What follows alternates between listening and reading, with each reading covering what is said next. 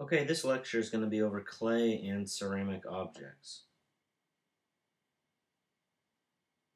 Clay is a naturally occurring material. It's composed of finely grained minerals and organic material. It's extremely plastic in nature, which means that it's very flexible and pliable. And it can be hardened by drying it and then firing it in a kiln or a specialized type of oven. It's used to make functional and non-functional objects, and it's been used throughout human history by cultures from all over the world. Prior to about 10,000 years ago, most people were hunter gatherers, which meant that they lived off the land, they were mostly nomadic, they rarely had permanent settlements, and so they had to uh, they had to lighten their load as much as possible because they were constantly on the move. So things like heavy pottery uh, wouldn't have been very practical for hunter gatherers. But then, a little after 10,000 years ago, during the Neolithic period, which is the new Stone Age, people started to develop ways to grow crops. And once they were able to grow crops, this allowed people to stay in one place, and it also sustained them over winters. But in order to store food during the winter and keep the food away from things like mice and insects, they had to have something to store the food inside of. And this is where pottery containers became very, very important and very important to the development of human history because with the advent of agriculture and uh, sedentary living in villages, people were able to develop things like technology, religion, government, and the arts. So pottery is very, very important to human history and to human culture.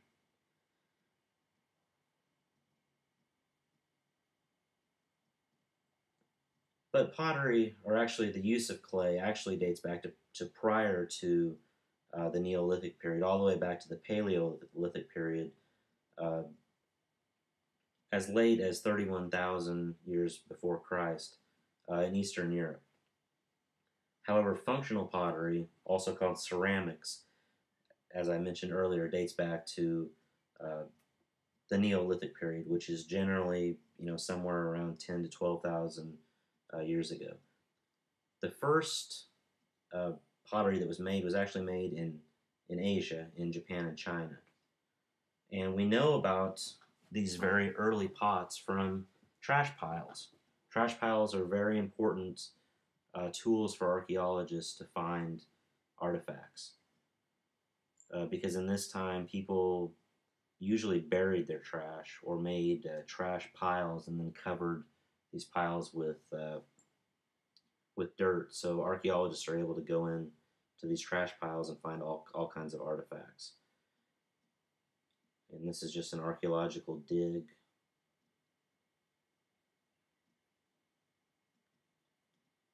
These are pottery shards. These are just fragments of broken pottery. Pottery is very fragile, so if you were to drop a ceramic bowl or ceramic vase or other ceramic container from more than a foot or two off the ground, it's likely going to shatter if it hits a hard surface. And this probably happened quite frequently. And these pottery shards would usually go into a trash pile. Today, we actually still do the very same thing. We still put all of our trash into a big pile, and a landfill is one type of trash pile where trash is put into an area and then dirt is poured on top, creating a giant, almost man-made mountain. So it's interesting to think about what archaeologists, you know, 10 to 15,000 years from now, if they excavate one of our landfills, what they're going to think about our culture, especially with such a disposable society that we live in today.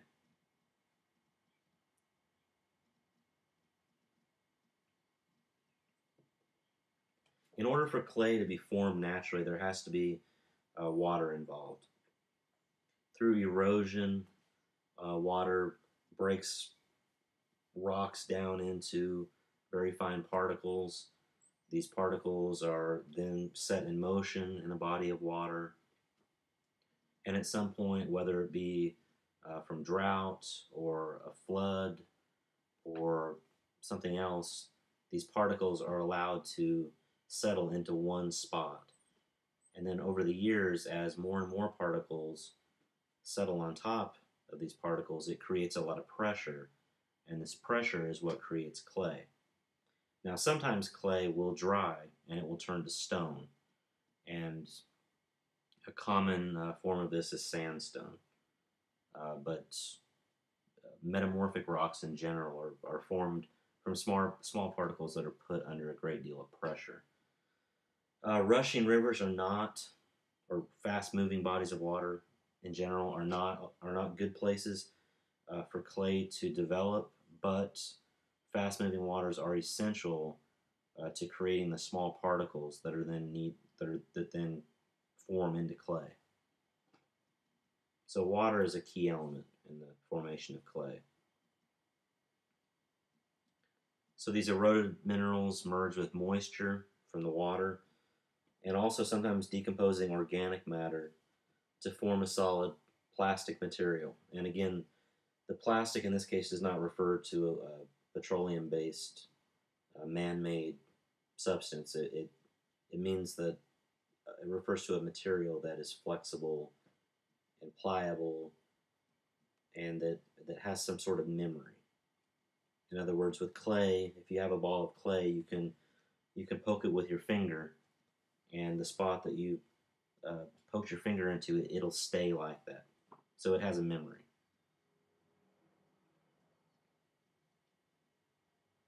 Now, there's a difference between clay and silt. Both are created by moving water, both are created by erosion. But clay is a much, much smaller particle size. And it also usually has, like I said, some sort of organic material that causes it to stick together but not to completely dry out. Silt is it's a much larger particle size, and it's usually made of minerals that are just not suitable for making clay. And of course, silt doesn't stick to itself. Clay does stick to itself very well. There are lots and lots of different types of clay, especially nowadays. People mix their own clay bodies. They have their own recipes. A lot of ceramic artists keep these recipes under tight lock and key, actually. But the most common types of clay are earthenware, which is probably the most primitive kind of clay. Earthenware is sometimes called terracotta and sometimes also called red clay. The most common form, or the most common thing that people can associate with earthenware would be a flower pot. You know, the kind of burnt orange clay flower pots. That's earthenware. That's terracotta.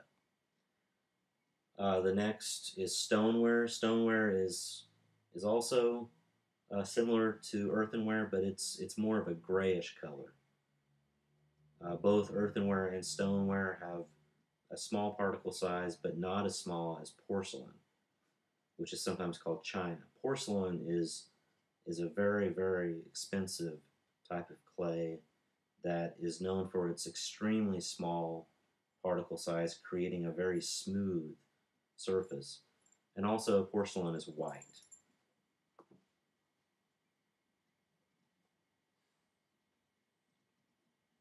So where does clay come from today? Clay can be harvested from the earth where it was created, or it can be purchased in powdered form. Here we can see in the picture on the side of this hill, if you look here on this exposed part of the earth, you see this kind of reddish area and orange area. That's exposed clay that can be actually dug out of the ground and then crushed into a powder and then mixed with water and then mixed up kind of like almost like bread dough. And here you can see, this is a good picture because you can see that there's a a water source here, but there's also layers and layers of, of clay that has been pressed down by this rocky earth above it that's created a lot of pressure to help create the clay.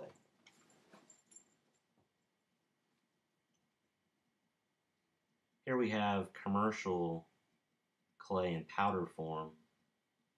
Any guesses as to what kind of clay these two powders will become? The one on the left is porcelain, and the one on the right is some sort of earthenware. I'm not exactly sure, but it could be terracotta or it could be red clay or some other type of earthenware. Additives are elements that artists will add to the clay to help create different clay bodies. A clay body is just a highly specific mixture of clay that makes the clay more suitable for taking on different uh, forms that the artist wants to create, and also for different firing techniques. The two most common types of additives are sand and grog. Grog is a powder that's made from previously fired clay, so a lot of times if you fire a kiln, uh, you'll have pieces that break in the firing process. Some artists will take that broken clay and crush it down into a powder and then mix it back in with the clay. Now it's important to note that once clay is fired, it goes through a chemical change called quartz inversion, which means that once it's fired, it can never go back to being usable clay. It's permanent. It's like a rock.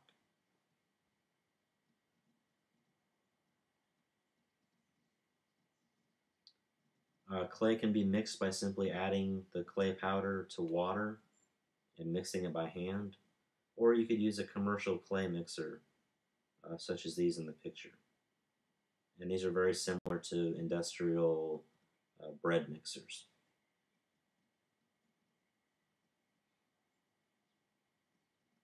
It's usually easier to mix clay by adding more water than you really need.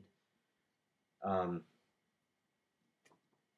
that's a it's easier to mix that way because more water is able to interact with the clay particles, and it's able to the clay has more of an opportunity to absorb the water with the more water that you use. But if you put too much water into the mixture, it's not usable. It just wants to fall apart because it's too heavy and it's not sticky enough. So to get the excess water out, sometimes uh, really wet clay is spread onto a plaster tabletop such as this. And this plaster surface acts like a sponge, and it sucks the excess moisture out of the clay to make it more usable. And then once the clay is at the right level of dryness, it either needs to be used right then or it needs to be wrapped in some sort of a plastic bag or put into a plastic container to keep it from further drying out. But it's not quite ready to be used yet. Before the actual process of making something, uh, a process called wedging has to be performed. And wedging is the act of kind of kneading the clay, kind of like you'd knead dough. And the reason that you do this is to remove air bubbles. It also helps to remove excess water, especially if you do it on a porous surface like a plaster tabletop or a piece of canvas. That'll help to soak up the extra moisture. It also just helps to make the clay more consistent. And this is called wedging. The reason it's called wedging is because it was originally done on a wooden surface called wedgewood. And this woman is wedging the clay.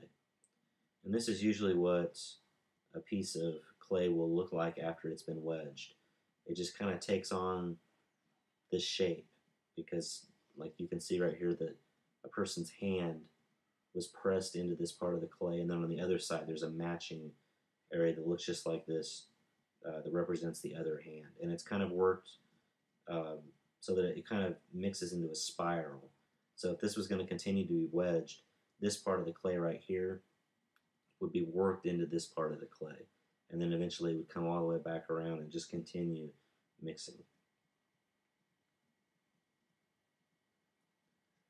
Clay can be made into literally thousands of different forms. There's some functional forms listed here, as well as non-functional forms, which can be called ceramic sculpture. So here we have a kitchen sink, or bathroom sink, I guess. Here's one of those flower pots. Bricks, it's a very common form of clay that we sometimes take for granted. Ceramic tiles for roofs, ceramic tiles for floors. A long time ago, they used ceramic pipes for sewage and water pipes.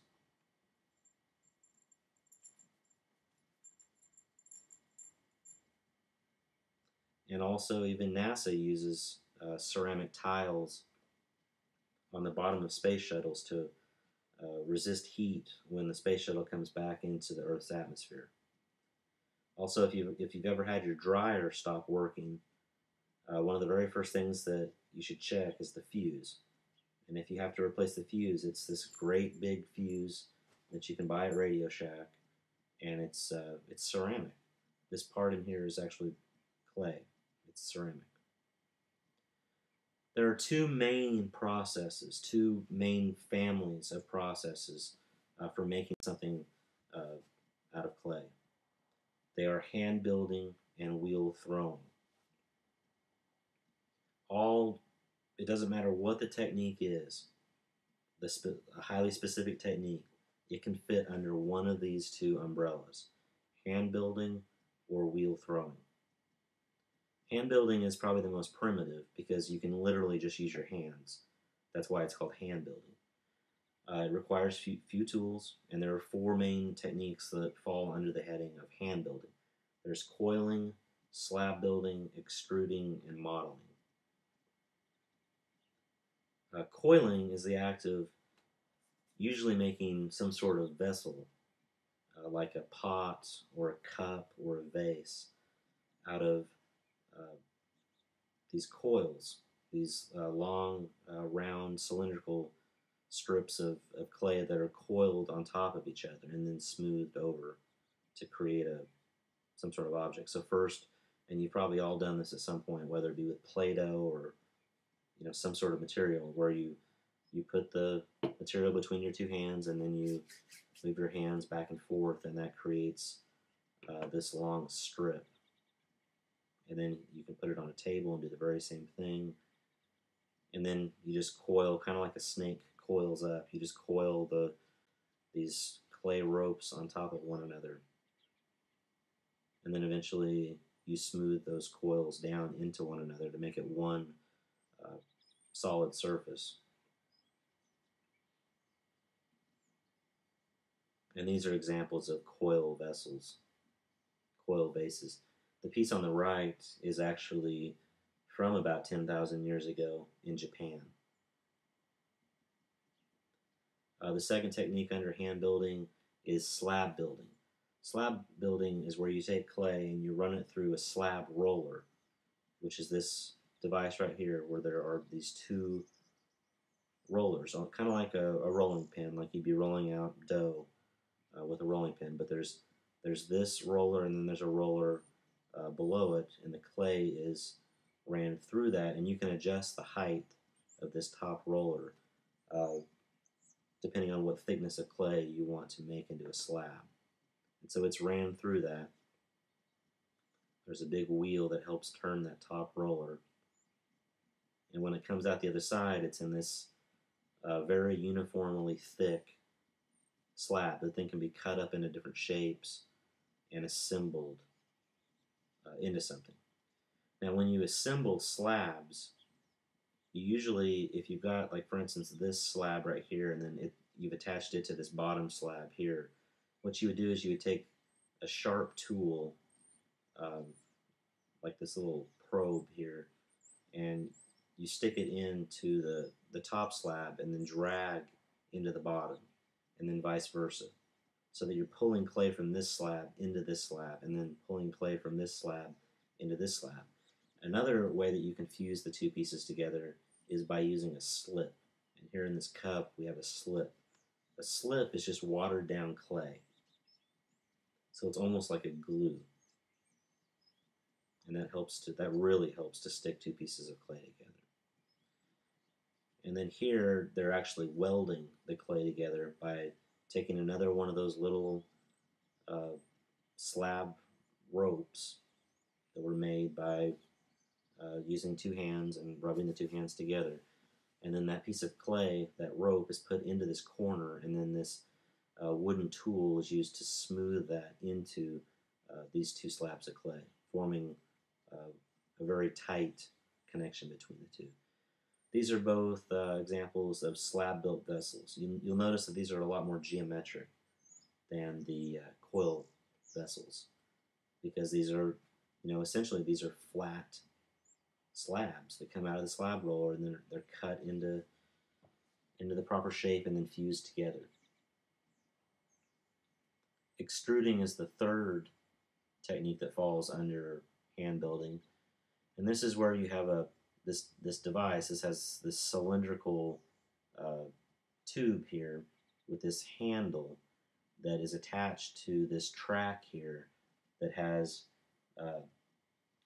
it puts pressure onto this thing called they're called dies, that when this handle is pressed down, it presses that die downward through this cylindrical tube, and that presses the clay that's inside of there through a hole at the bottom. And these holes are actually these are what are called dies, and dies come in all different shapes. And if you've ever eaten pasta, or if you've ever made pasta, you've extruded the pasta. That's where the dough is pressed or forced through an opening that's called a die, and the die is a specific shape, and what comes out is the result of that die. And if you ever played with Play-Doh, if you had one of these little guys here, this is an extruder, because when you press down on this arm, it's pushing this kind of plunger down into the clay, and the clay has to go somewhere. So it comes out of this hole, and these are all dies that you can slide along this track, and the Play-Doh comes out in the shape of the die. So, for instance, ceramic pipes, they would have been extruded. Also, bricks. Bricks are usually extruded. The fourth technique is called modeling. And modeling is not very efficient for mass producing anything. It's the process that allows for the most creativity, and it's usually used for sculpture. So you could make a non-functional object or a functional object if you wanted to. Modeling is both reductive and additive, meaning by modeling you can cut material away to create a desired effect, or you could put clay on to the object that you're working on to create the desired effect. And this is an example of something that was modeled out of clay. And there's all different kinds of tools that you can use to model something out of clay.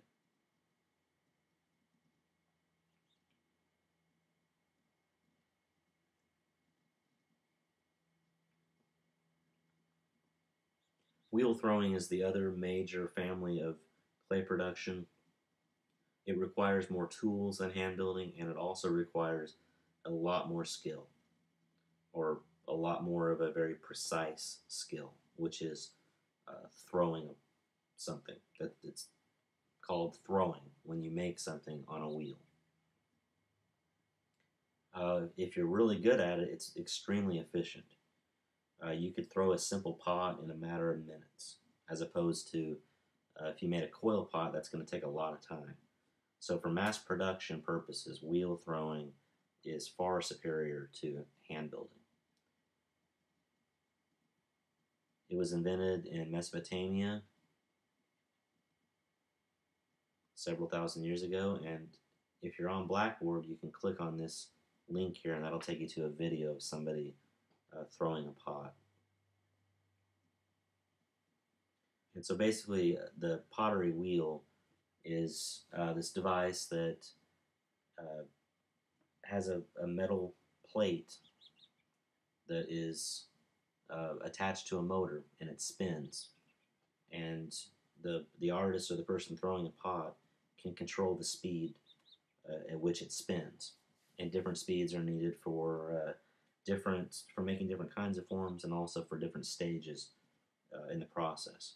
But you basically put the clay in the very center of this metallic uh, disc, and then when it spins, you get your hands wet, and then you literally uh, put your hands into the clay, and you first start out with making the inside, the concave cavity of the whatever the object you're making, and then you can gradually start to pull the sides outward and upward, creating a pot or a vase or a cup. Greenware is a finished product prior to it being fired and prior to it being dry. So if you throw something on a pot and you take it off of the wheel, it's called greenware. It's too wet to be fired. So once something's made on a wheel or hand built, it has to be stored in a dark, cool uh, storage area like a closet, so that the object has time to dry very slowly. And once it gets almost completely dry, then it's ready to be fired in the first firing, which is called the bisque fire.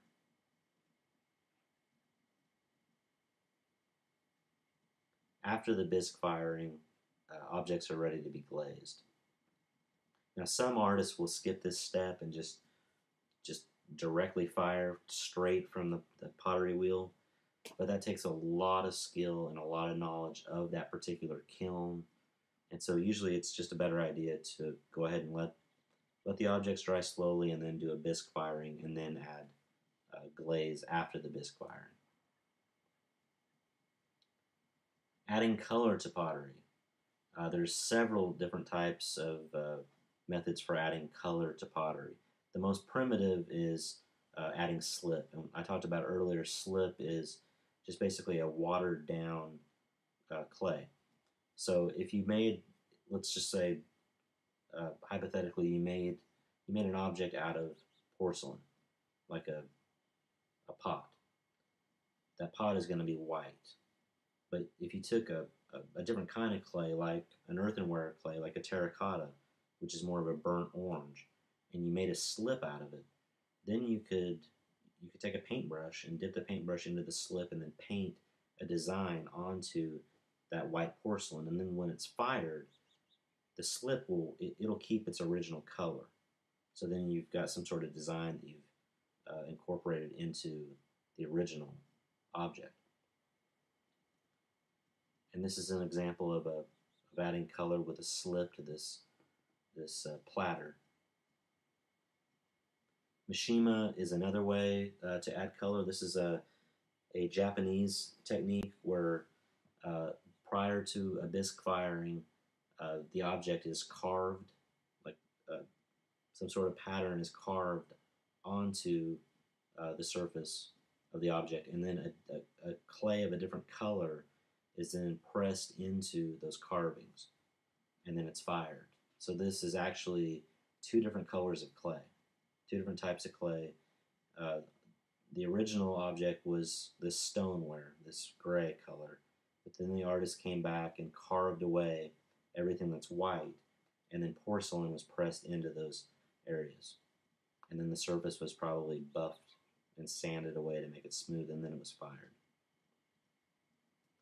Glazing is probably the most common type of adding color, and especially for objects that are going to be used with food service, like a coffee mug that has a glaze on it. That kind of glassy, smooth, reflective surface, that's a glaze.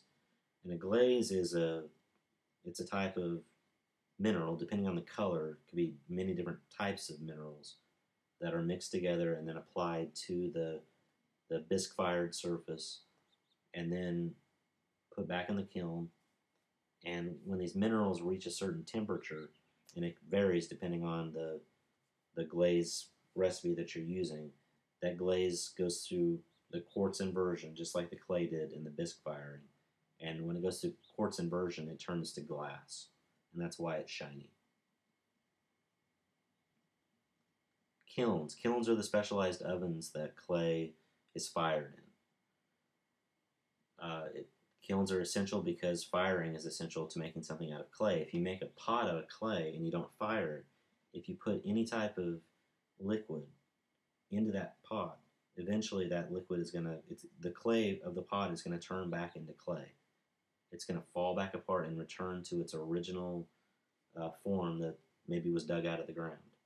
So firing the object, it goes through a chemical change, quartz inversion, and it becomes permanent.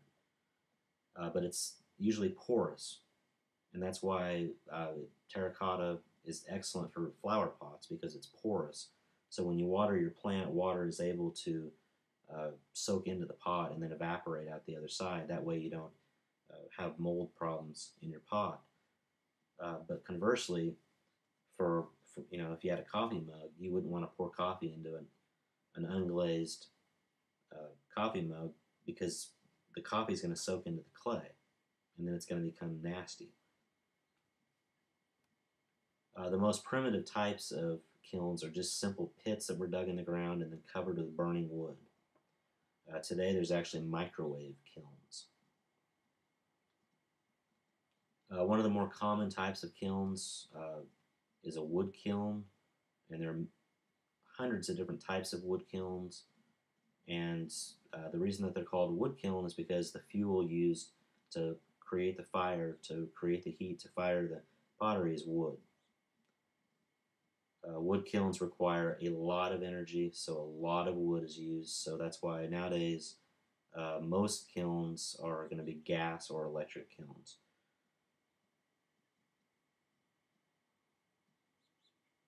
Ash, well, the kiln itself is another way to add color to a piece of pottery.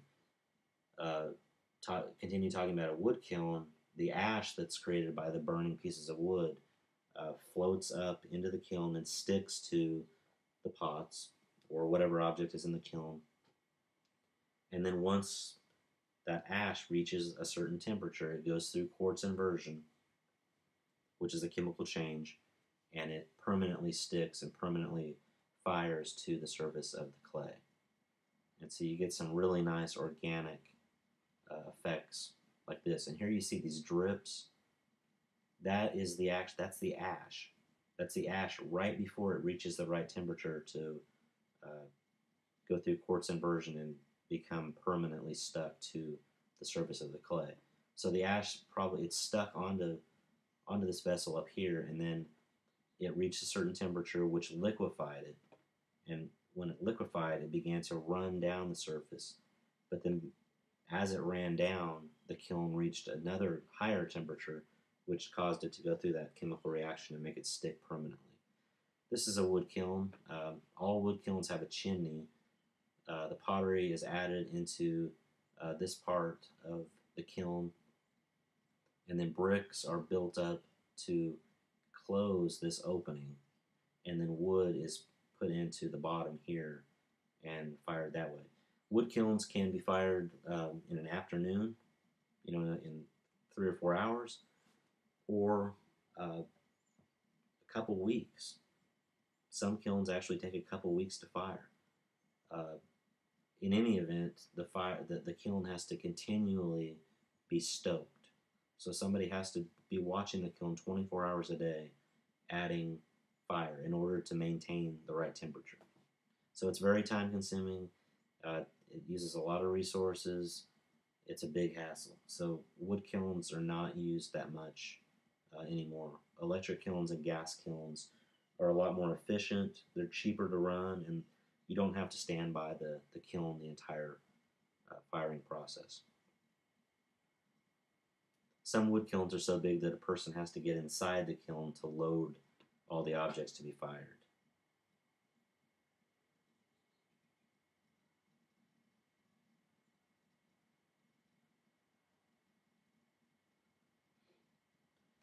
At the height of the firing process, the inside of a kiln is red hot.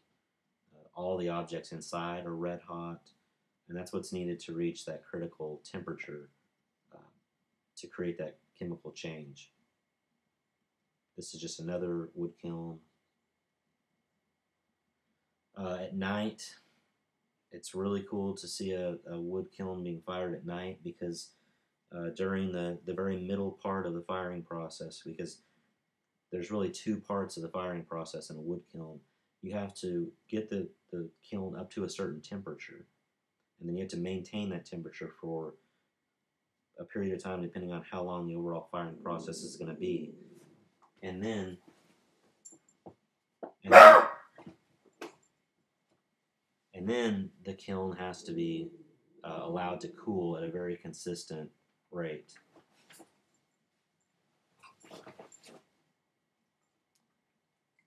And actually, at that middle period, at the very hottest point that the kiln gets to, flames will usually come right out of the chimney, and so it's a very, very neat event to see at night. This is a kiln in Japan that's actually built on the side of a hill, and so it doesn't have a stacked chimney like this one, because it's the entire kiln acts like a chimney. It's stoked here at the bottom, and then smoke rises up through the kiln and then out of a flue at the very top of the hill. And that's it.